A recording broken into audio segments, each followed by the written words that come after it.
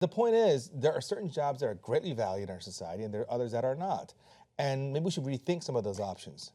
Yes. At a minimum, give these people a living wage. So if they're taking care of their children, they don't have to then immediately run to the welfare office to get some food stamps so they can eat.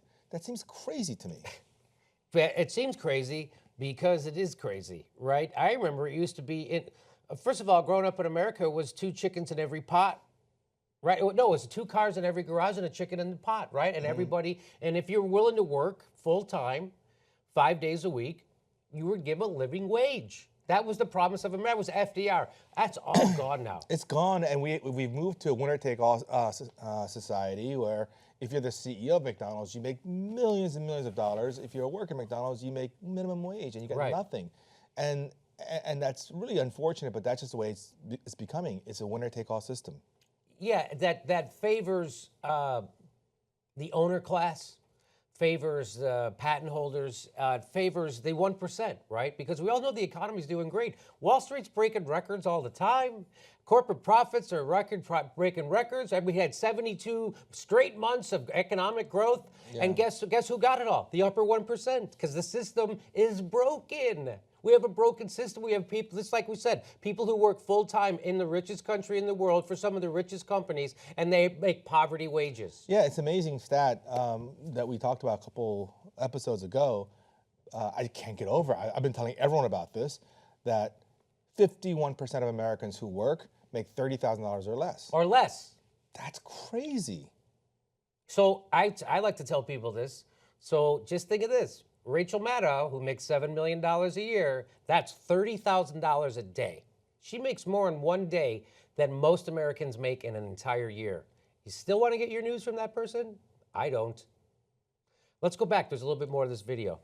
Why? 1, because any kind of discrimination is wrong, and 2, because any kind of discrimination divides us. It divides us and cuts into that solidarity. And some of those workers who lost their jobs in the manufacturing chains and lost their jobs in the coal mining were dumb enough to think that Donald Trump, a billionaire who never helped a worker in his life, might help them. But why? Because the other side didn't offer them anything either. Bang. There it is. Bang. There it is. There it is.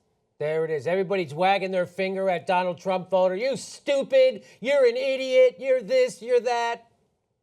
Why don't you wag your finger at Hillary Clinton and Debbie Wasserman Schultz and Nancy Pelosi and Chuck Schumer?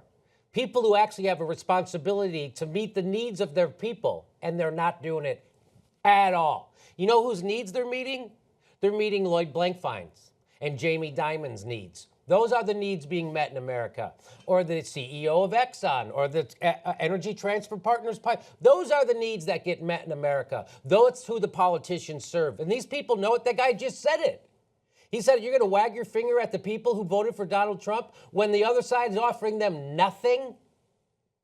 And still, Russia. Let's talk about Russia. Keith Olbermann, let's talk about Russia. So the thing that really bothers me is that the left, Clinton's camp and her surrogates and folks on her side, it's who they are choosing to blame that's really bothering me. They're blaming basically the most powerless people. Yes. Okay. So they're blaming millennials. They're blaming poor people who are stupid to vote for Trump or didn't vote at all, and they're blaming so-called racists and sexists and all. But they don't blame rich people who voted for Trump. They never say that, right? They never came out and said, all those rich people who should know better, they voted for Trump because they're greedy or whatever. They never say that. They say, oh, millennials, stupid millennials, pie in the sky people, Bernie people, third-party voters. You know, that's the problem, right?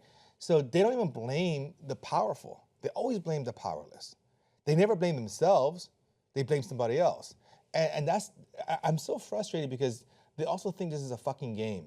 They think that this is a game to them. Yeah, because they think that the problem is that Hillary lost. That's not the problem. That's not the problem. The problem is that we have a system that is so broken that a madman like Trump that he actually won. But even if he didn't win, the fact that he got so close is a profound indictment of our system.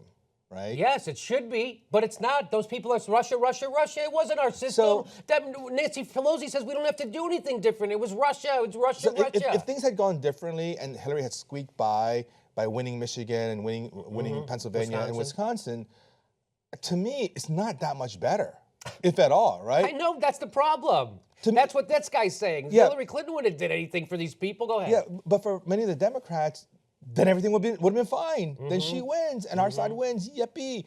And my point is, no, nothing has changed for these people.